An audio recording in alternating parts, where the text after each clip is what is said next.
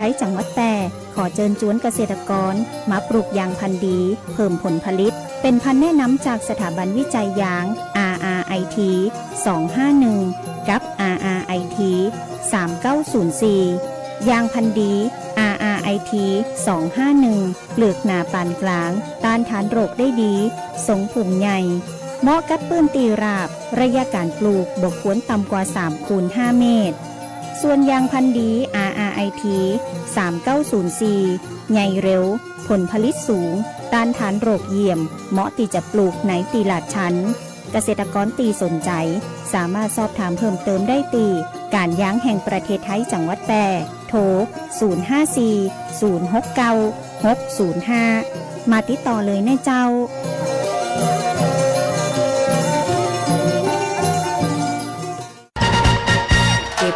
ธนาคารอาคารสงเคราะห์มีโครงการสินเชื่อแฮปปี้โฮมอัตราดอกเบี้ย5 ปีแรก 3% ต่อปีระยะผ่อนชำระสูงสุดนาน 40 ปีสำหรับคนที่จะซื้อบ้านห้องชุดคอนโดมิเนียมปลูกสร้างและซื้ออุปกรณ์หรือสิ่งอำนวยความสะดวกที่เกี่ยวกับบ้านที่อยู่อาศัยไม่เกิน 3 ล้านบาทสนใจรับรหัสเข้าร่วมโครงการตั้งแต่วันนี้แบบง่ายๆเข้าไปที่แอปพลิเคชัน GSB Origin พร้อมสมัครล่า GSB บัตรดีแล้วคลิกที่เมนูบริการพิเศษรับรหัสพวกเรานำไปประกอบการยื่นขอสินเชื่อได้ทันทีและทำนิติกรรมภายใน30 ธันวาคม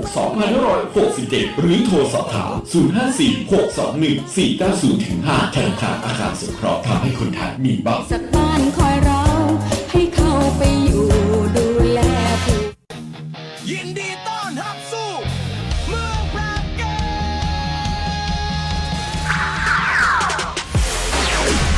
จังหวัดแพร่ขอเชิญร่วมเป็นเจ้าภาพที่ดีร่วมต้อนรับนักกีฬาจาก 15 จังหวัดภาคเหนือร่วมชมร่วมเชียร์การแข่งขันกว่า 45 ชนิดกีฬาในการเป็นเจ้าภาพจัดการแข่งขันกีฬาเยาวชนแห่งชาติรอบคัดเลือกภาค 5 ครั้งที่ 41 เมืองแพร่เกมส์ระหว่างวันที่ 22 ถึง 31 มกราคม 2569 นี้และการแข่งขันกีฬาอาวุโสแห่งชาติรอบคัดเลือกภาค 5 ครั้งที่ 8เวียงโกไสเกมระหว่างวันที่ 15 ถึง 22 กุมภาพันธ์ 2569 พลาดไม่ได้กับพิธีเปิดการแข่งขันสุดยิ่งใหญ่ตระการตาในวันพฤหัสบดีที่ 22 มกราคม 2569 ณ สนามกีฬาองค์การบริหารส่วนจังหวัดแพร่ติดตามข่าวสารการแข่งขันได้ที่เพจ Facebook เมืองแพร่เกมและเพจเวียงโกไสเกม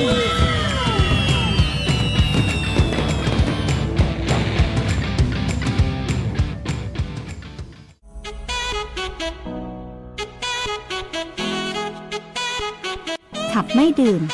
ดื่มไม่ขับอย่าลืมนะคะด้วยความปรารถนาดีจากสถานีวิทยุกระจายเสียงแห่งประเทศไทยจังหวัดแพร่ FM 91 เมกะเฮิรตซ์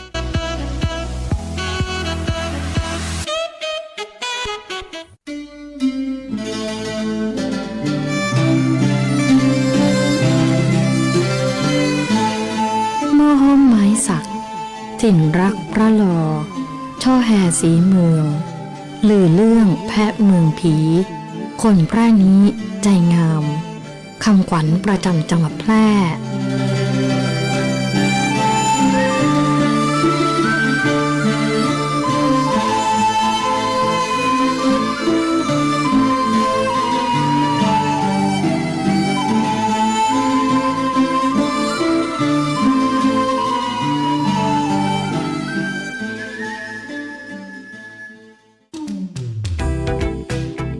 คุณกำลังฟัง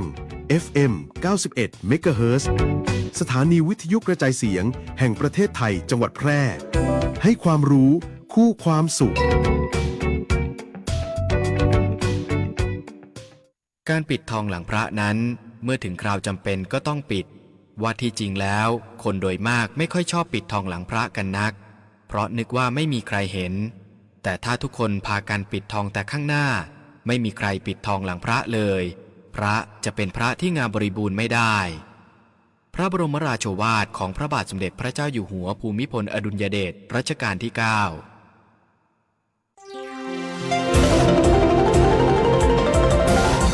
วิทยุแห่งประ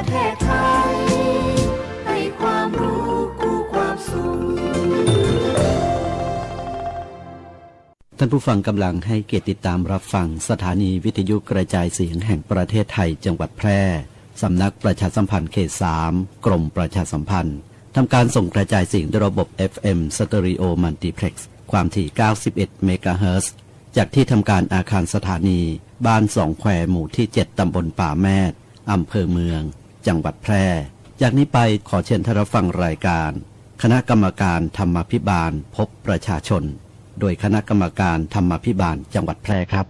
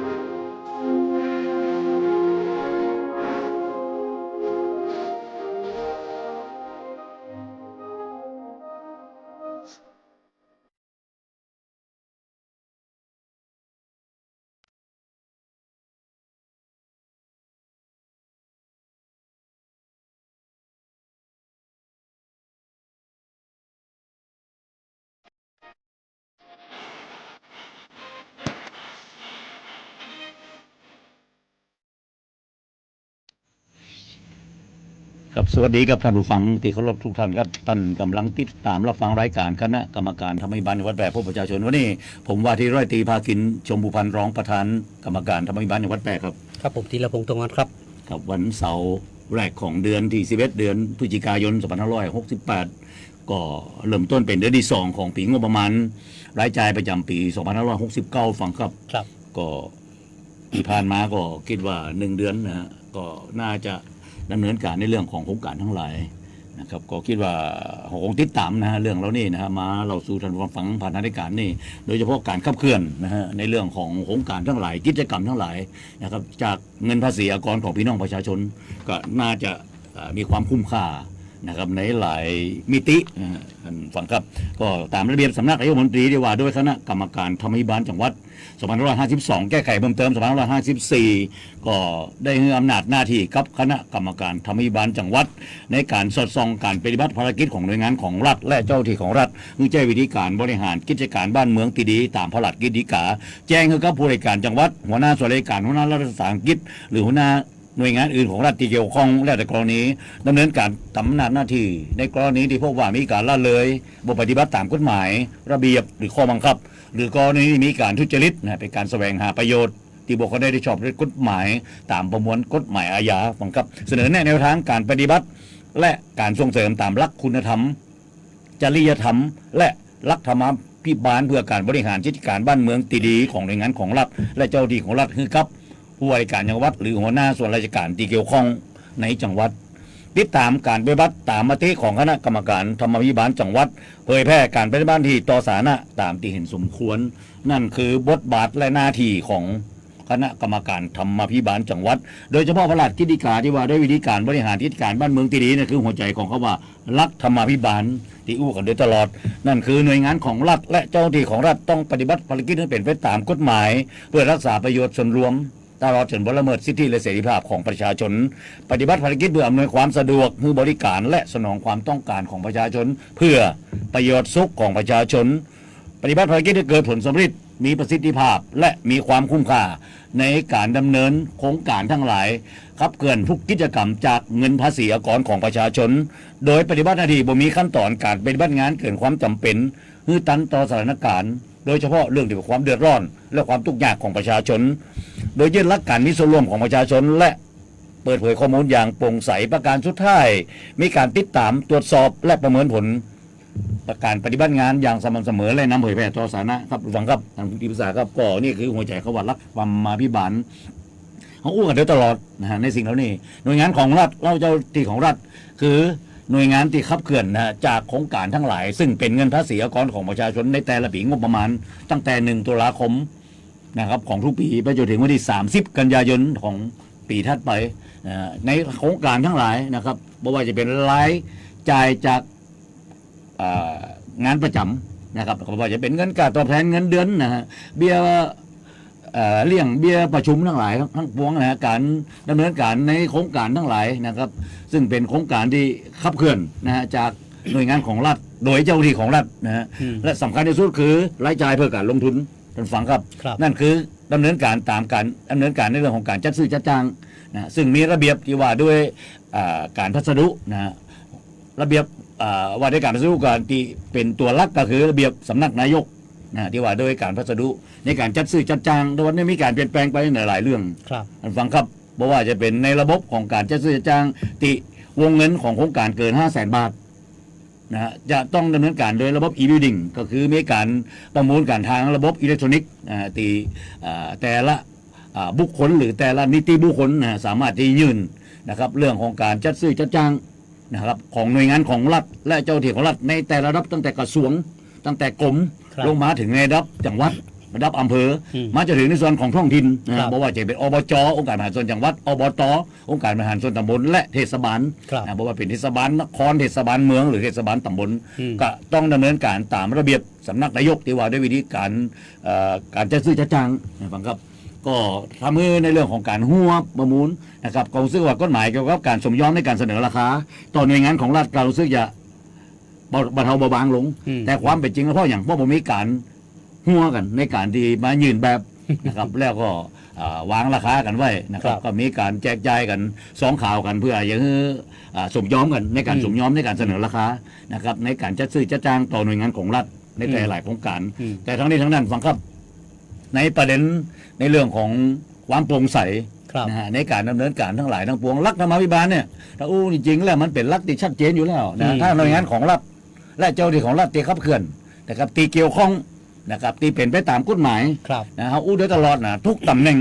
นะครับได้การรับรองได้การรองรับได้การไปทำหน้าที่ตามกฎหมายนะครับบ่ใจใหญ่มาจากไหนนะฟังครับแม่จะได้มาจากการเลือกตั้งทั้งหลายนะได้เข้ามาทำหน้าที่ในฐานะนะครับตีจะห้องเป็นผู้บริหารนะครับหัวหน้าผู้บริหารฝ่ายบริหารทั้งหลายกะเข้ามาเพื่อดำเนินการตามกฎหมายนะมันบ่ได้ว่าจะยิ่งใหญ่มาจากไหนในระยะเวลาข้ารายการเมือง4 ปี48 เดือนกับปันบ่เกิน1,500 วันนะตีเป็นวันนะฟังครับนี่คือสิ่งที่เกิดขึ้นมันเป็นเพียงบางครั้งบอกว่าเป็นหัวโขนนะครับพี่น้องประชาชนอาศัยความอาจจะด้วยความอาจจะหู้แต่บ่มีไข่ดีเข้าไปก้าวไกลในสิ่งเหล่านี้มองว่าเปิ่นใหญ่ทั้งหลายแต่อย่าลืมนะเจ้าพนักงานของรัฐนะเข้าไปทำหน้าที่ตรงนี้ความผิดใน3 เท่านะครับบางครั้งถึง4 เท่าครับอันนี้คือสิ่งที่เกิดขึ้นตามกฎหมายนะครับเมื่อคุณมาแจ้งหน้าที่เดี๋ยวตามกฎหมายคุณก็ต้องยินยอมที่รับผิดและรับชอบตามกฎหมายเหมือนกันนะในสิ่งที่เกิดขึ้นทั้งหลายนะครับอย่าไปสหาวทั้งหลายบทแน่ใจว่านะครับหลายท่านบางครั้งอาจจะถูกตั้งข้อกล่าวหาทั้งหลายทุกวันนี้ระบบไต่สวนนะศาลอาญาคดีทุจริตและประพฤติมิชอบนะครับนั่นคือเจ้าพนักงานที่กระทำความผิดตามกฎหมายทั้งหลายทั้งปวงเนี่ยจะต้องไปขึ้นศาลทุจริตนะฮะบ่ใจขึ้นศาลจังหวัดศาลอาญาแล้วนะฟังครับอันนี้คือสิ่งดีคิดว่ามีการเปลี่ยนแปลงไปทั้งหลายถ้าเป็นข้าราชการการเมือง อาจจะเข้าไปสู่ศาลเดียวเลยคือศาลฎีกาแผนกคดีอาญาของผู้ดำรงตำแหน่งทางการเมือง อันนี้คือในกระบวนการยุติธรรมที่เกิดขึ้นในบ้านเมืองเฮากฎหมายรัฐธรรมนูญนะฮะเป็นกฎหมายพื้นฐานในการพี่น้องประชาชนนะได้ใช้ชีวิตในแต่ละวันในแต่ละในแต่ละครั้งของการที่ท่านเข้ามาติดต่อประสานงานกับทางหน่วยงานของรัฐโดยเจ้าหน้าที่ของรัฐเอาอุตราเจ้าหน้าที่ของรัฐนักในหน่วยงานของรัฐทุกวันเนี่ยต้องฝากกันเลยนะในเรื่องของอาวัตรัฐธรรมาภิบาลท่านจะสังเกตว่านะครับ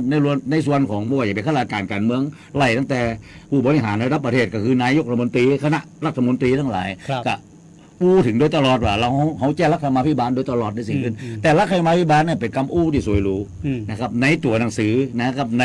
หนังสือทั้งหลายแต่ในทางปฏิบัตินะที่เป็นรูปธรรมมันเป็นนามธรรมที่เกิดขึ้นโดยตลอดอู้เนี่ยนะครับเพื่อจะทำให้ดูดีทั้งหลายหวังครับบอกนี่นะบอกเลยว่าภาคประชาชนภาคเอกชนทั้งหลายว่านี่ผมว่าคนจะต้องตื่นตัวบ่ใจรับหูรับตาปล่อยให้หน่วยงานของรัฐที่ขับเคลื่อนโดยเจ้าหน้าที่ของรัฐเนี่ยดำเนินการไปโดยตาม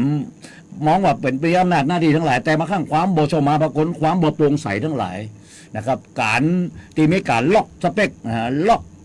กู้สัญญานะครับตีมายืนแบบทั้งหลายเพื่อหวังจะฮื้อพรรคพวกของตัวเองระบบอุปถัมภ์ในสิ่งเหล่านี้ผมบอกว่าวันนี้นะครับตาสับปะรดมากมายนะครับทั้งหลายได้บอกว่าหน่วยงานของรัฐเองนะครับบางครั้งกะอ้างในเรื่องว่าถ้าบ่มีพี่น้องประชาชนร้องเรียนมาทั้งหลายก็บ่สามารถที่จะนะครับรับเป็นเรื่องร้องเรียนได้ทั้งหลายนะครับไม่ว่าจะเป็นสำนักงานคณะกรรมการป้องกันและปราบปรามการทุจริตแห่งชาติหรือปปชซึ่งแต่ละจังหวัดในประเทศไทยของเราก็มีสำนักงานนะครับปปชประจำจังหวัดทุกจังหวัดที่เกิดขึ้นนะฮะซึ่งผู้บริหารระดับสูงนั่นคือผู้อำนวยการนะครับต้องถามมาว่าเนี่ยบทบาทและหน้าที่ของท่านนะครับแล้วก็ผลงานหน้าที่ของท่านเนี่ยนะครับมันจะเป็นมากไปด้วยในการที่ป้องปรามทั้งหลายผมเข้าใจนะครับเป็นการป้องปรามเป็นสิ่งที่ดีแต่บางครั้งผมมองไว้กันว่านะครับมันบางครั้งมันจะเป็นการเอื้อประโยชน์นะครับและอำนวยการนะครับมันบ่ใจป้องปรามมันจะเป็นการอำนวยการหรือไม่มันลาชาในสิ่งที่เกิดขึ้นในทางที่ปรึกษามันลาชาก็ถึงบอกว่าวันนี้ผมคิดว่าในรัฐธรรมาภิบาลน่ะที่เขาอู้กันมาโดยตลอดในสิ่งเหล่านี้ผมว่าภาคประชาชนมานี่นะครับคงจะตื่นตัวนะหน่วยงานทั้งหลาย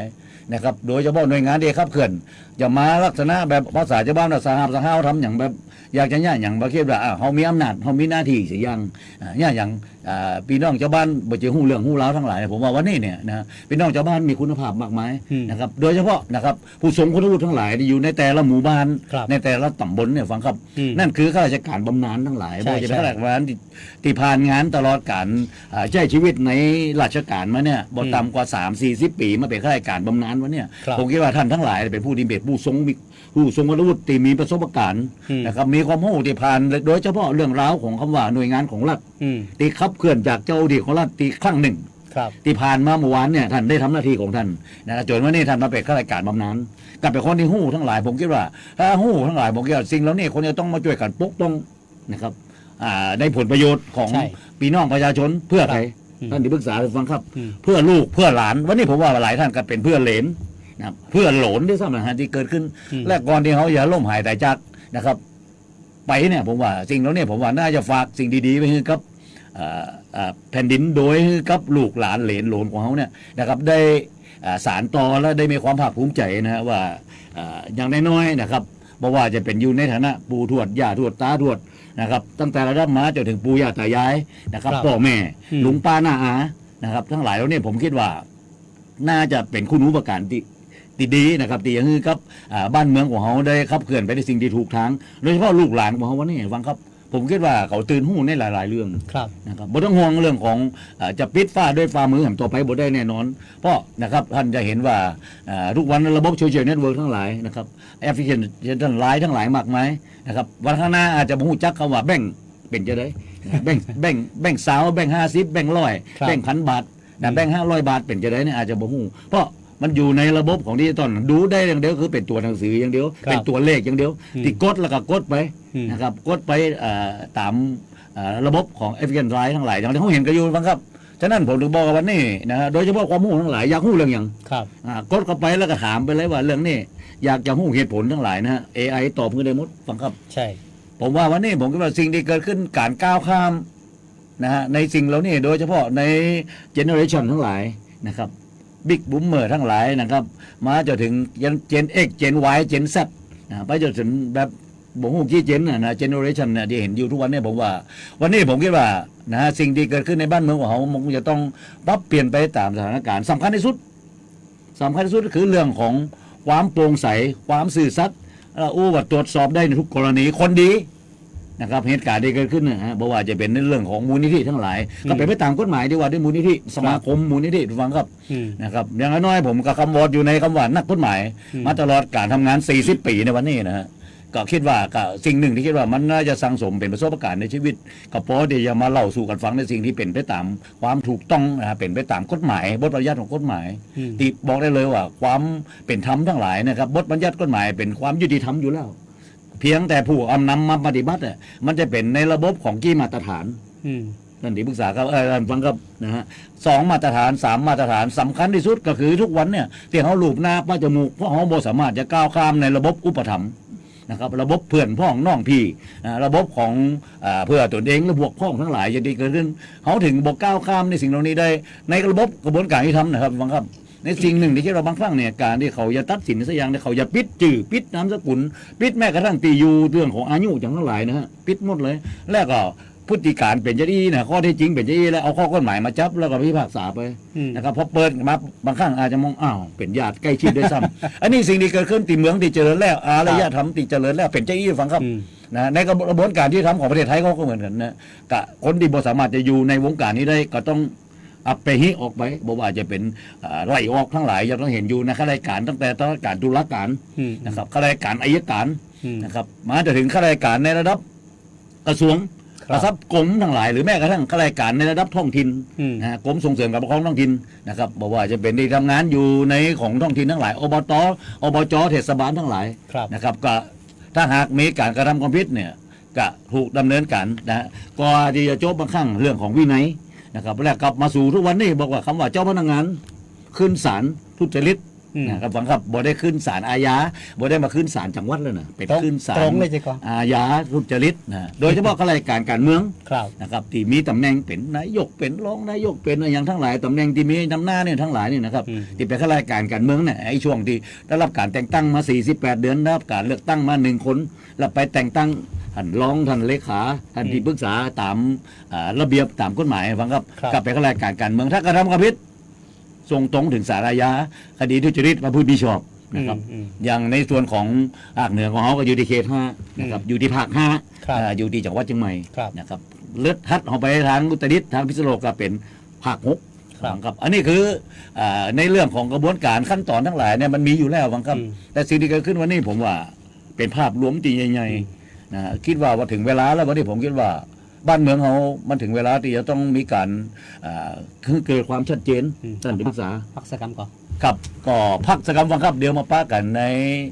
ช่วงสุดท้ายครับพ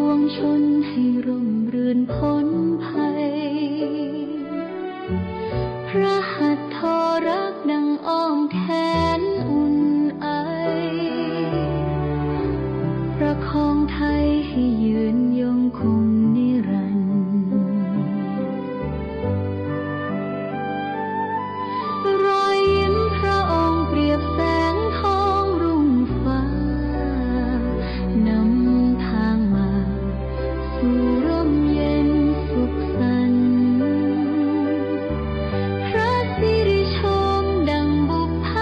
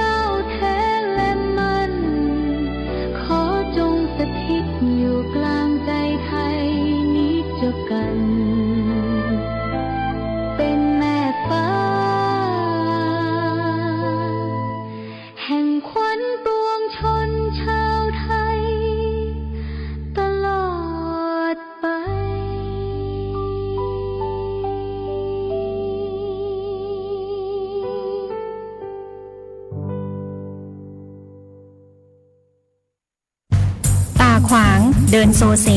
ห่างตก ลิ้นห้อย น้ำลายย่อย แม่นเลยเจ้าสัตว์เลี้ยงของท่านกำลังเป็นโรคพิษสุนัขบ้า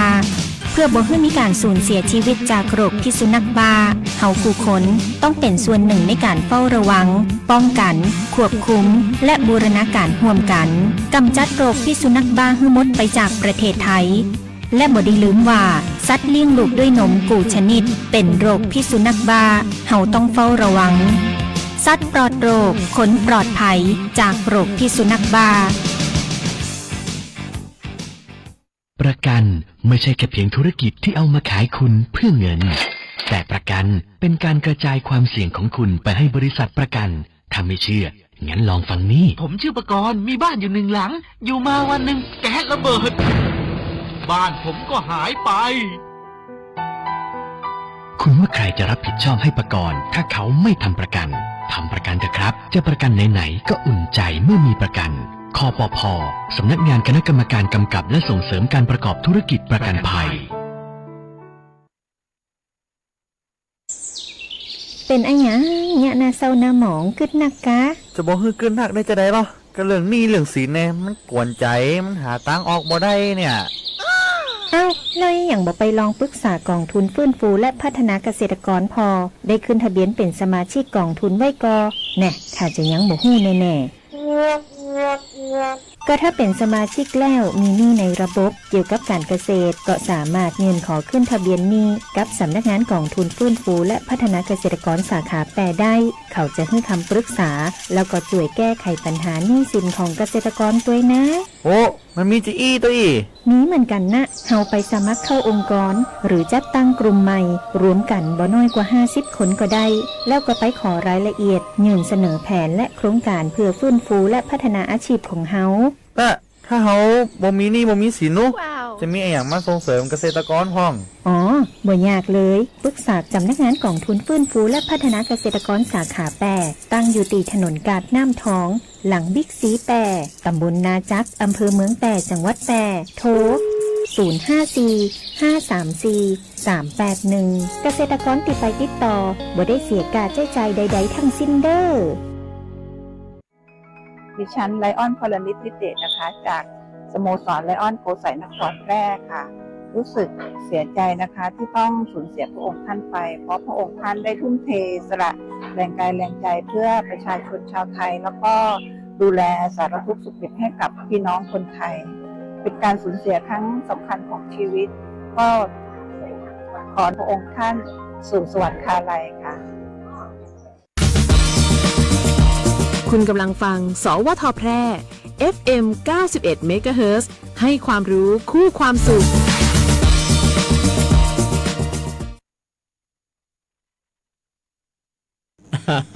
ครับฟังครับเข้ามารายการคณะกรรมการห้วยบ้านอย่างวัดผู้ประชาชนครับก็หลายเรื่องฟังครับด้วยความเป็นห่วงเป็นใยบ้านเมืองของเฮาฟังครับก็ของโมใจเป็นของใครคนใดคนหนึ่งท่านดิมจ่าครับนะครับเป็นของหมู่เฮาทุกคนนะซองไม่ต่อไปก็จะเป็นลูกหลานเหลนหลานของเฮาในวันข้างหน้าฟังครับนะครับคนที่สูงอายุก็อย่าล้มหายแต่จากไปนะครับตามวัฏฏะสังขารนะครับเกิดแก่เจ็บตายเป็นเรื่องธรรมดาอยู่แล้วในชีวิตถามว่าวันนี้นะการที่มาทำหน้าที่ตรงนี้หลายๆเรื่องในการเป็นคนดีนะครับความพร้อมที่จะต้องถูกตรวจสอบนะครับทุกคนนะครับอ้างว่าอยากจะเป็นคนดีเนี่ยทำยากทั้งหลายแต่คนดีครับถ้าคิดว่าดีนะครับก็สามารถที่ตรวจสอบได้ทุกกรณีนะครับมันคงบ่ดี 100% บ่มีใครค้ำประกันการันตีใครได้ครับทั้งหมดฟังครับแต่คิดว่าการเป็นคนดีนะครับอู้ได้นะครับฟังครับแต่ผมว่าบางครั้งมันอยู่ที่พฤติกรรมอยู่ที่พฤติการนะครับตีเป็นรูปธรรมนะฮะจับต้องได้บ่ใจนามธรรมนะครับตีกรรมอู้ที่สรุทั้งหลายมันคงบ่ใจวันนี้ผมว่าเฮาหันกลับมามองในความเป็นจริงที่เกิดขึ้นในบ้านเมืองเฮาทุกคน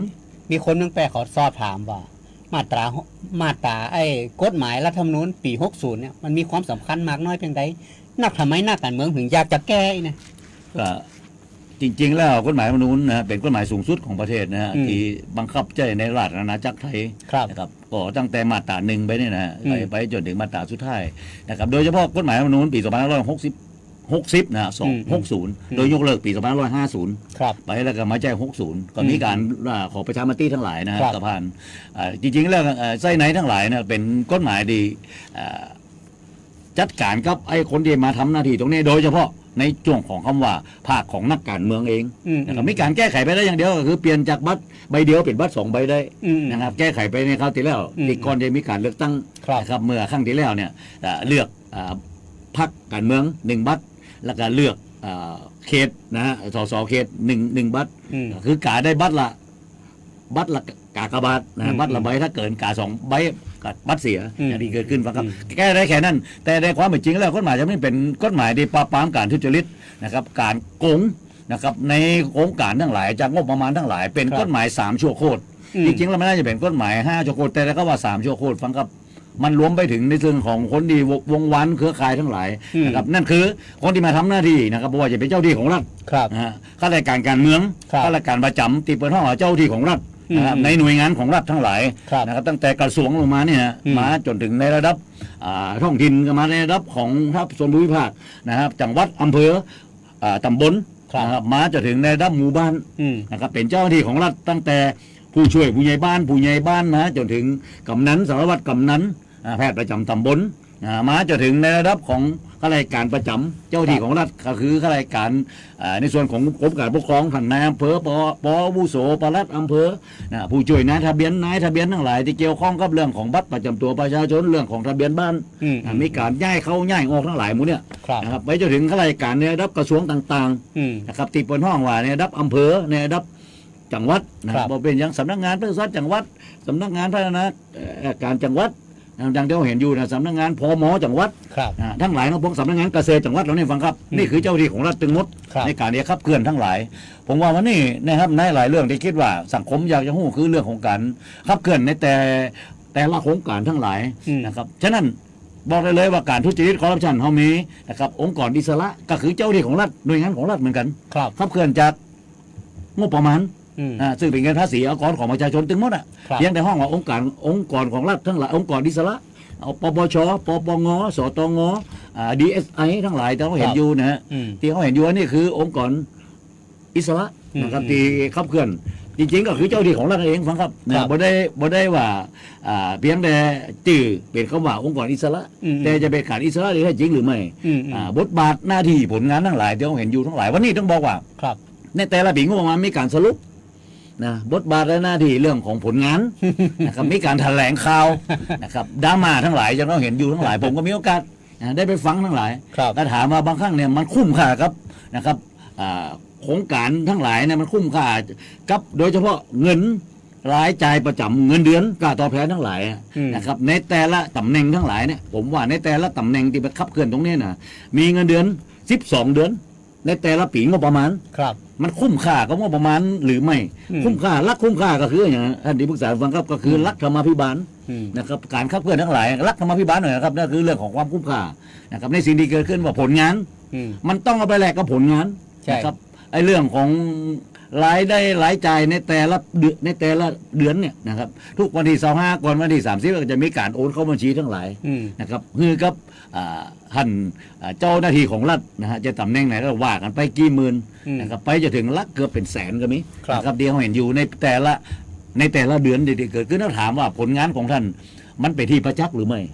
คุ้มค่ากับเงินที่จะจ่ายก่อนมันคุ้มค่าหรือไม่ในสิ่งผมบอกว่านี่มันจะต้องมาอู้กันในเรื่องเหล่านี้แล้วนะฟังครับนะครับคือในการที่ทำหน้าที่ไปแล้วก็ก่อนที่จะโยกย้ายไปจากอำเภอนี่ไปอำเภอปุ่นจากจังหวัดนี่ไปจังหวัดปุ่นแล้วสุดท้ายบทได้ย้ายไปไหนล่ะย้ายเข้าบ้านก็คือเกษียณอายุราชการนะครับหรือบ่อ่านกับพี่น้าตัวเองนะครับปอละเขาหูจะคำว่าปอแล้วก็คือขอรีไทร์นะครับขอลาออกนะครับก่อนเกษียณอายุราชการ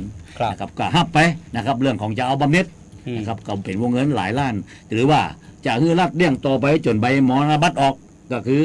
บำนาญนะอย่างที่เกิดขึ้นอันนี้คือสัจธรรมนะฟังครับที่เกิดขึ้นในคำว่าหน่วยงานของรัฐจะได้เข้ามาเน้นนักในเรื่องของเขาว่าโครงการทั้งหลายของหน่วยงานของรัฐขับเคลื่อนโดยเจ้าที่ของรัฐเพราะทุกท่านที่มาทำหน้าที่ตรงนี้นะเป็นผู้ที่มีเกียรติเพื่อแผ่นดินนะครับคือพี่น้องประชาชนคนไทยเนี่ยหาเจ้ากินคำทั้งหลายเนี่ยครับผู้บ่มีอันจะกินทั้งหลายยากจนผู้ยากจนทั้งหลายนะครับแม้กระทั่งติดบัตรผู้ยากจนทั้งหลายเดี๋ยวเห็นกันอยู่เนี่ยครับท่านทั้งหลายเป็นคนที่มีความพร้อมอย่างน้อยเดือนหนึ่งท่านมีนะครับรับเลี้ยงท่านอยู่มีรายได้ประจำในแต่ละเดือนนะครับถ้าบอกว่าลำบาก จักหน้าบ่ถึงหลังทั้งหลายก็คงจะอยู่ดีกันทำบัญชีและรับรายจ่ายของท่านในแต่ละเดือนนะครับไหนจะต้องก่าน้ำก่าไฟก่าโทรศัพท์ก่าอินเทอร์เน็ตทั้งหลายนะครับไหนจะต้องบุคคลในครอบครัวของท่านที่ต้องรับผิดชอบไม่ว่าจะเป็นลูกเป็นหลานนะครับที่จะต้องส่งเสียเรียนหนังสือทั้งหลายนะครับเรื่องของก่าเทอมนะครับนี่เปิดเทอมใหม่ๆในตอนนี้ครับทั้งสถานศึกษาทั้งหลายถ้าเป็นเอกชนก็สูงในวงเงินหลายพันบาทบางครั้งเป็นหมื่นนะครับในแต่ละก่าเทอมในแต่ละเทอมเดียวเห็นอยู่เนี่ยนะครับแต่ถ้าเป็นในภาครัฐก็ถูกน้อยหนึ่งอย่างน้อยๆก็บอกได้ลักพันถ้าพ่อแม่เป็นข้าราชการทำงานเป็นเจ้าที่ของรัฐก็สามารถจะใจใบเซ็ตใจซิทไปเบิกนะครับตามสิทธิ์ของท่านนะครับบางส่วนอาจจะเบิกบ่ได้เพราะว่าจะเป็นเรื่องของการเรียนพิเศษทั้งหลายอย่างที่เขาเห็นกันอยู่เนี่ยเบิกบ่ได้อันนี้นั่นก็เพื่ออนาคตของลูกหลานของเขานะครับตีมีโอกาสนะครับตีมีอนาคตในวันข้างหน้าแต่สำหรับคนลูกหลานของคนที่ยากจนนะครับหาเจ้ากินคำทั้งหลายนะครับจักหน้าบ่ถึงหลังทั้งหลายบ่มีรายได้ประจำนะครับถ้าทำงานอยู่ในภาคเอกชนเป็นพนักงานอยู่ในโรงงานทั้งหลายก็ยังมีรายได้นะครับมีเงินเดือนทั้งหลายก็ยังเข้าระบบของรัฐประกันสังคมทั้งหลายมันก็ยังพอมีอนาคตแต่คนส่วนใหญ่ผมว่าเกือบ40%เนี่ยคือคนที่บ่มีรายได้ประจำและบ่มีงานประจำท่านที่ปรึกษาเราฟังครับเป็นสิ่งที่เกิดขึ้นแล้วก็รัฐต้องเลี้ยงทั้งหลายถึงบอกเราฟังครับวันนี้เกือบ15 ล้านคนเนี่ยต้องถือบัตรสวัสดิการแห่งรัฐหรือบัตรคนจนอย่างที่เห็นกันอยู่ที่โอนกันในแต่ละเดือนละ500ทั้งหลายนะครับวันนี้มีระบบตีเรื่องของคนละเกินทั้งหลายในระบบของเกินทั้งหลาย14-15 ล้านคนบ่สามารถที่จะได้เงินนะครับจากระบบดิจิตอลที่2,400 บาทเนี่ยฮะจากระบบคนละเกินทั้งหลายแต่ผู้ถือบัตรคนจนก็จะได้เงินอยู่ประมาณ850 บาทนะครับตีโอนเข้าไปให้ใจนะครับแต่เงินที่บ่สามารถจะเข้ามาในระบบของเขาว่าคนละครึ่งได้นะในสิ่งที่เกิดขึ้นก็เป็นสิ่งที่เขาเรียกว่าความเป็นธรรมนะครับที่เกิดขึ้นก็มันเป็นเงินภาษีอากรทั้งหมดฟังครับใช่นะแม้กระทั่งเงิน 10,000 บาทนะครับตีรัฐบาลชุดที่แล้วนะครับมีการแจกจ่ายไปให้ครับบุคคลที่1คนที่สูงอายุนะตั้งแต่60 ปีขึ้นไปนะได้คนละ10,000 บาททั้งหลายอย่างที่เราเห็นกันอยู่นะครับแล้วก็คือครับสวัสดิการแห่งรัฐเกือบ14 ล้านคนนะครับกับแหมจาก60 ปี60 ปีขึ้นไปแหมประมาณเกือบ3 ล้านกว่าคนนะกับประมาณ17 ล้านหมื่นนะครับก็ผลสุดท้ายก็ยังที่เห็นกันอยู่ก็บ่สามารถที่จะทำให้ฟื้นฟูเศรษฐกิจนะของบ้านเมืองของประเทศไทยของเราได้ก็เป็นสิ่งที่คงจะต้องเป็นคำตอบนะครับที่คิดว่าคือบอกว่าเงินที่ได้ไม่ง่ายมันก็ทุกคนอยากจะได้เมื่อฟังครับแต่สำคัญว่านะครับมันสามารถที่จะพลิกฟื้นเรื่องของฟื้นฟูในเรื่องของเศรษฐกิจได้หรือไม่กับคนที่บ่มีโอกาสทั้งหลายเนี่ยนะแม้กระทั่งเงิน10,000 บาทเอาไปแจ้งมันบ่สามารถที่จะทำให้เขาเป็นคนดีคิดว่าพอมีอันอยากกินแล้วเอาไปลงทุนอย่างได้อย่างที่เขาเห็นอยู่มันก็จบไปนะครับคนละเกินก็คงจะเป็นการที่ดึงเงินจากกระเป๋านะครับ2,000ก็ดึงเงินจากกระเป๋าของเจ้าของแอปคนละเกินแอป2,000คงจะให้2,400ก็ต้องมีเงินอยู่ในบัญชีของท่าน2,400ไปจนถึงเริ่มโครงการที่ผ่านมานี่นะฮะ29 ตุลาคมที่ผ่านมาไปจนสิ้นสุดโครงการในเดือนธันวาคมเนี่ยนะฮะถ้าบ่มี 2,000 หรือ 2,400เงินในแอปของท่านก็บ่มีสิทธิ์ใจวันนี้มี200 บาทนะมีแอปให้ใจ200 บาทแต่บัญชีของเงินของท่านมีอยู่แค่100 บาทท่านก็ใจได้แค่100 บาทนะก็บ่สามารถจะใจได้เต็มวงเงิน200 บาทต่อวันนะอย่างที่เกิดขึ้นอันนี้ก็คือเป็นการที่จะดึงเงินนะครับเพื่อเกิดสภาพคล่องทั้งหลายก็เป็นการแก้ปัญหาในเรื่องของเศรษฐกิจฟังครับก็ถ้าจะบอกว่าเป็นเงินฟรีก็บ่ใช่เป็นเงินที่ว่าเอามาใจโดยที่ว่าคนละเกินถ้าคนนั้นบ่มีเกิน1ท่านก็บ่หมดสิทธิ์บ่สามารถใจเงินซึ่งเป็นงบประมาณภาษีอากรของเขาเองฟังครับที่เขาไปอยู่ในแอปของท่านในขณะนี้มันก็เป็นตัวเลขนะแต่บ่สามารถจะเอามาใจได้ถ้าท่านบ่มีในสิ่งที่เกิดขึ้นก็มาย้อนกลับมาเรื่องของรัฐธรรมนูญที่ท่านที่ปรึกษาครับก็มาแล้ววันนี้จะมีการแก้ไขแล้วก็เห็นว่าในการเลือกตั้งในคราวหน้าเลือกตั้งสสทั้งหลายเนี่ยนะครับเลือกตั้งพรรคการเมืองทั้งหลายเนี่ยเข้าไปเนี่ยก็จะมีบัตรแห่งใบในเรื่องของการที่จะขอประชามติในเรื่องของรัฐธรรมนูญว่าท่านอยากจะแก้ไขหรือไม่เราต้องดูครับกฎหมายรัฐธรรมนูญปี2560จะได้พี่น้องประชาชนทั้งหลายบ่มีแนวร่วมในการที่อยากจะแก้ไขรัฐธรรมนูญมีแต่ภาคการเมืองมีแต่คำว่านักการเมืองทั้งหลายไอ้นักเลือกตั้งทั้งหลายแล้วก็นักเลือกตั้งระดับชาติที่อยากจะแก้ไขฟังครับถ้าไปถามในเรื่องของในท้องถิ่นทั้งหลายผมว่าบางครั้งมันก็คงจะเอื้อประโยชน์กันในหลายเรื่องโดยเฉพาะงบทั้งหลายเขาจะเห็นว่ารัฐธรรมนูญปี2560บอกเอื้อประโยชน์ในเรื่องของงบพัฒนา โน้พัฒนาจังหวัดโดยสมาชิกสภาผู้แทนราษฎรหรือสสของแต่ละจังหวัดที่มีอยู่4 ล้าน 5 ล้าน 10 ล้านทั้งหลายทุกวันนี้มันก็ยังเป็นเรื่องของการยังแอบอยู่นะครับในเรื่องของการไปแปะยติในงบประมาณแล้วเอาไปฝากไว้ที่กรมไปฝากไว้ที่กระทรวงนะครับแล้วแต่ละโครงการเนี่ยก็คือเอามาลงในพื้นที่ของตัวเองในจังหวัดตัวเองก็ผลผิดมาแล้วนะครับยังเห็นอยู่สสที่จังหวัดเชียงรายนะครับก็ถูกศาลนะครับดำเนินคดี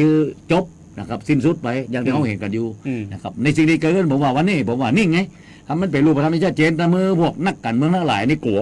นะในเรื่องของการที่บ่สามารถจะไปยุ่งเกี่ยวกับงบประมาณนะครับในแต่ละปีงบประมาณแต่ก็ยังทำได้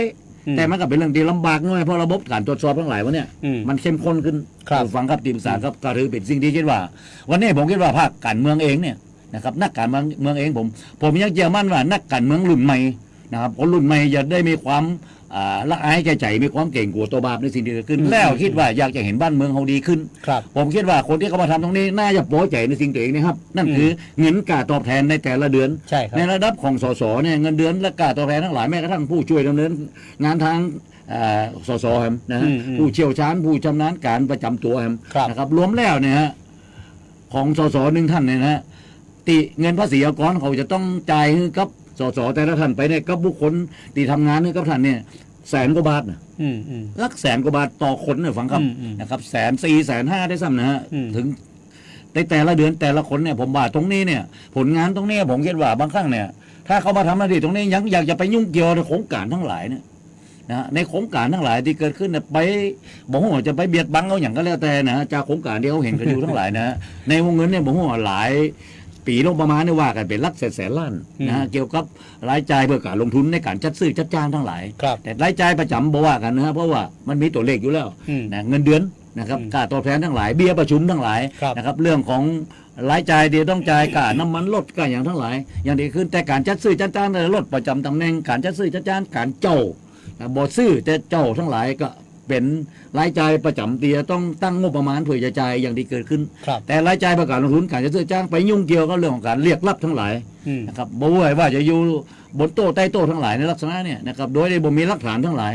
นะครับเป็นการอู้ด้วยวาจาทั้งหลายบ่ได้มีการสั่งการแต่บางครั้งนะครับเมื่อมีการดำเนินการมีการหัวในทางตรงหรือทางอ้อมก็แล้วแต่กะเงินกะไปอยู่ในมือของผู้รับว่าจ้างหรือผู้รับเหมาแล้วก็ไปขอเงินทอนจากเขานี่สิ่งที่เกิดขึ้นแล้วนี่นะมันเป็นสิ่งที่เกิดขึ้นมาโดยตลอดเงินบ่ได้ไปอยู่บ่ามีการหักหน้าเสือ 5% 10% ทั้งหลายนะครับโดยผู้ที่เอามาฮื้อก็คือใครคือผู้สัญญาผู้รับว่าจ้างหรือผู้รับเหมาฟังครับวันนี้ผมว่าสังคมไทยเขาจะต้องหู้เต่าตันนะบ่ว่าจะเป็นในหน่วยงานของรัฐขับเคลื่อนจากเจ้าหน้าที่ของรัฐรวมไปถึงคนที่กำกับดูแลนโยบายทั้งหลายนะนั่นคือของข้าราชการการเมืองทั้งหลายเขาเห็นอยู่รูปแบบที่เห็นได้ชัดเจนท่านที่ปรึกษาฟังครับเขาดูจากในเรื่องของส่วนในของท้องถิ่นเองเนี่ยมันจำลองมาจากส่วนกลางเลยฟังครับเพียงแต่ว่ามันคือกระทรวงหลักกรม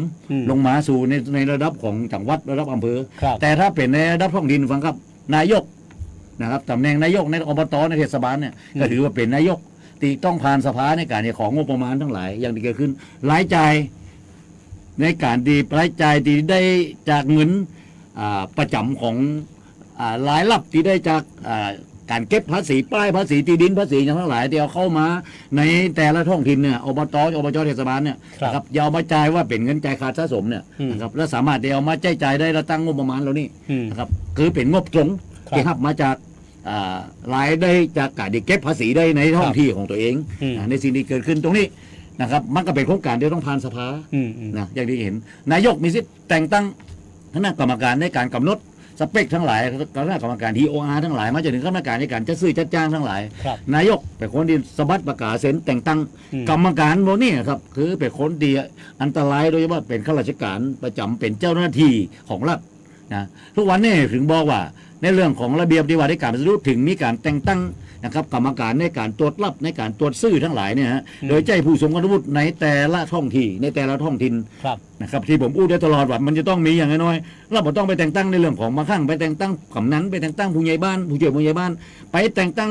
ปีน้องเจ้าบ้านที่เป็นผู้ทรงคุณวุฒิอยู่ฮั่นโดยเฉพาะเป็นข้าราชการบำนาญที่ผมพูดตั้งแต่ต้นทางเนี่ยฟังครับข้าราชการบำนาญที่เขาเห็นอยู่เนี่ยเขาผ่านในเรื่องของข้าราชการมาแล้วอย่างน้อยตำบลหรือหมู่บ้านที่เขาอยู่นั่นนะ สินค้าหรือว่าวัสดุอุปกรณ์ที่ไปอยู่ถนนหนทางไฟฟ้าส่องสว่างนะระบบประปาระบบอย่างทั้งหลายนะการจัดซื้อจัดจ้างอย่างก็แล้วแต่จะอยู่ในหมู่บ้านของเขานะเขาเป็นคนดีจะต้องดูแลเขาจะได้ใจเขาต้องได้ใจแน่นอนถนนหน้าบ้านเขาเนี่ยผู้ทรงคุณวุฒิทั้งหลายเขาคงบ่อยากจะเห็นดีว่าเอาถนนดีเอามาลาดปุ๊บหรือว่าเอามาเทปุ๊บเนี่ยนะครับแตกเล่าทั้งหลายนะครับใจเวลาบ่เกิน2 ปีเนี่ยนะครับแบบแทบจะดูบ่ได้เลยนะอย่างดีเขาเห็นกันอยู่เนี่ยได้หลายโครงการนะครับในสิ่งที่เกิดขึ้นผมว่าวันนี้เนี่ยนะฮะสิ่งที่เกิดขึ้นผมว่าคงจะต้องหันก็มามองได้ละที่ปรึกษาในสิ่งเหล่านี้ผมคิดว่ามันถึงเวลามันใกล้ตัวครับนะมันอยู่ใกล้ตัวเขามากเลยฮะเขาถึงเวลาที่เขาคงจะต้องมาช่วยกันนะครับที่จะเป็นหูเป็นตาในสิ่งที่เกิดขึ้นอย่าปล่อยให้นะครับคนที่คิดว่าเขาเลือกเข้าไปแล้วเขาจะไปทำหน้าที่ด้วยความซื่อสัตย์โปร่งใสตรวจสอบได้เป็นคนดีนะครับแล้วระบบตรวจสอบระบบของการดีอย่ามาตรวจสอบว่าคนนี้เป็นคนดีนะครับหรือเป็นคนบดีทั้งหลายมันเป็นเรื่องที่ยากเหลือเกิน ในสังคมไทยในขณะนี้นะฟังครับก็เห็นกันอยู่บางครั้งได้ความเก่งใจเก่งกลัวทั้งหลายนะครับได้เรื่องของอิทธิพลทั้งหลายก็มีในส่วนหนึ่งผมคิดว่าวันนี้แม้กระทั่งนะฮะตัวของท่านสมาชิกผู้ทรงเกียรติทั้งหลายที่ถ้าการเลือกตั้งมาจากพี่น้องประชาชนท่านต้องรู้จักบทบาทหน้าที่ของท่านนะไปอ่านในเรื่องหน้าที่ของท่านนะบทบาทของท่านนะในการที่จะขับเคลื่อนในการได้เป็นสมาชิกผู้ทรงเกียรติในสภาบ่เคยอ่านในสภาเนี่ยครับพอใจถึงเวลาฝ่ายบริหารเสนอโครงการมาทั้งหลายนะครับแล้วก็ขอมาติดปุ๊บก็ยกมือโดยที่บอกว่าบางครั้งเป็นเรื่องบางครั้งอยู่ใกล้ตัวท่านนี่ซอยหน้าบ้านท่านเองทั้งหลายท่านจะต้องเป็นคนเดียวต้องอู้ตัวให้ในสิ่งนี้กว่ามันราคามันถูกไปสูงไปแพงไปหรือไม่การจัดซื้อจัดจ้างสูงก็แพงก็ทั้งหลายบางครั้งท่านต้องคิดเรื่องนี้ตัวนะครับคงจะต้องหู้ตัวตันตัวบ่ใจถึงเวลายกมือกับยกมือนะครับปล่อยข้าราชการเจ้าที่ของรัฐดำเนินการไปนะครับโดยได้บอกจากการกำกับดูแลของผู้ถูกตรวจแทนที่บอกว่าได้รับการเลือกตั้งไปแล้วอย่างห้องตำแหน่งนายกหรือว่านายกแต่งตั้งรองนายกทั้งหลายยังเขาเห็นอยู่ผมว่ามันหมดสมัยแล้วครับวันนี้ผมบอกกันเลยว่าหมดสมัยแล้วนะครับในการที่คิดว่าจะทำอย่างนี้นะครับในสิ่งที่คิดว่าปิดฝ้าด้วยฝ่ามือต่อไปเนี่ยบ่ได้ระบบทั้งหลายมาตรวจสอบในตัวของมันแล้วก็พี่น้องชาวบ้านบอกว่าจะเป็นในรุ่นลูกรุ่นหลานของเขาทั้งหลายนะเป็นคนที่เริ่มมีการงานทำเนี่ยผมบอกกันเลยว่ามือถือของท่านสามารถที่จะตรวจสอบแล้วก็ถ่ายรูปได้มาตลอดนะแรกก็เอามาร้องเรียนได้ในหน่วยงานที่เกี่ยวข้องทั้งหลายผมบอกว่านี่ในภาคประชาชนนะฮะก็หลายภาคประชาชนนะผมว่าต้องตื่นตัวในสิ่งเหล่านี้ตัวเองนะครับผมจะต้องเป็นที่เปิ่งฟ้าของพี่น้องประชาชนได้เหมือนกันโดยเขาจะนำสิ่งเหล่านี้นะครับมาดำเนินการกับเจ้าหน้าที่ของรัฐหน่วยงานของรัฐที่เป็นผู้รับผิดชอบนะในแต่ละโครงการทั้งหลายที่เกิดขึ้นเนี่ยในขณะนี้ถึงบอกว่าในโครงการทั้งหลายโดยเฉพาะในส่วนของอบตเนี่ยนะครับในส่วนของคณะกรรมการอภิบาลจังหวัดเนี่ยนะก็ขอนะครับโครงการทั้งหลายนะครับในส่วนของอบตนะนี่เฉพาะอบตนะโดยเฉพาะอบตในจังหวัดแปรนะครับนี่ตีเข้ามาจากกรมส่งเสริมการปกครองท้องถิ่นเขาบอกว่าเป็นงบอุดหนุนเฉพาะกิจเนี่ยนะอยู่ประมาณ266.8 ล้านบาทเศษนี่คืออบตนะครับในส่วนของเทศบาลเนี่ยยังเดียวในส่วนของอบจแห่งกระทรวงหนึ่งนะฮะที่เป็นงบที่มาจากกรมส่งเสริมการปกครองท้องถิ่นคืองบอุดหนุนเฉพาะกิจฟังครับแล้วก็ส่วนหนึ่งคือทุกวันนี้นะในรัฐธรรมนูญฉบับนี้ที่บอกว่าหักตรงนะครับจากสำนักงบเลยนะฮะเป็นงบตรงที่เข้ามาเนี่ยซึ่งจะกำกับดูแลในแต่ละอบตในแต่ละเทศบาลในแต่ละอบจเนี่ยนะครับโดยท้องถิ่นจังหวัดนะครับตีผ่องทายไปให้ถ้าหน่วยงานที่เกี่ยวข้องอยู่ในแต่ละอำเภอก็จะมีท้องถิ่นอำเภอตีคอยที่จะต้องไปคอยเป็นบทบาทหน้าที่ในการที่จะดูว่างบที่หับตรงมาจากสำนักงบนะงบตรงนะบ่ได้ผ่านมาจากกรมส่งเสริมการปกครองทั้งงบส่งเสริมการปกครองเป็นงบอุดหนุนเฉพาะกิจตรงจากสำนักงบและตรงข้อหาอบตเลยนะครับบางครั้งเป็นวงเงินที่สูงที่จัดสรรมาจากตามรัฐธรรมนูญปี60นี้บ่น้อยกว่า 35% นะฮะอย่างที่เกิดขึ้นตรงนี้เขาอย่าติดตามจริงตรงนี้มาเล่าสู่ระวังมังพันรายการนี่นะฮะในโดยเฉพาะในจังหวัดแปรของนะครับหลายโครงการในครั้งนี้ที่อยู่ในมือเนี่ยครั้งนี้ก็คือ266.8 ล้าน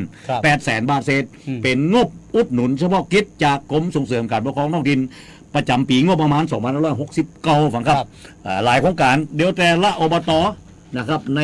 8อำเภอเนี่ยนะที่เป็นคำว่าองค์การบริหารส่วนตำบลซึ่งมีการเลือกตั้งนะครับผู้บริหารและท่านสมาชิกอบตหมู่ละ1 คนทั้งหลายเนี่ยนะเข้ามาทำหน้าที่เนี่ยนะเป็นตัวแทนของพี่น้องประชาชนในแต่ละตำบลที่ขึ้นต้นได้คำว่าองค์การบริหารส่วนตำบลนะครับซึ่งยังไม่อย่าครบวาระไปในเดือนนี้เดือนนี้วันนี้วันที่1 พฤศจิการู้สึกจะเป็นวันที่27 พฤศจิกาครับก็คงจะติดตามในเส้นวันนี้ตอนนี้รักษาการคงจะเป็นปลัดนะฮะอบตนะในรักษาการในตำแหน่งนายกนะครับอบตก็คงจะติดตามในสิ่งเหล่านี้ครับฟังครับ เขาอยากติดตามเรื่องนี้มาอย่างใกล้ชิดเพราะมันอยู่เป็นสิ่งที่ใกล้ตัวพี่น้องประชาชนวันนี้นะครับรายการคณะกรรมการทำให้บ้านอยู่วัดแปะพบประชาชนผมทนายภาคินชมพูพันธ์ครับผมธีรพงศ์ทองครับนำรายการกราบลาไปก่อนครับไปป้ากันในวันเสาร์หน้าเสาร์ที่8สำหรับวันนี้สวัสดีครับสวัสดีครับ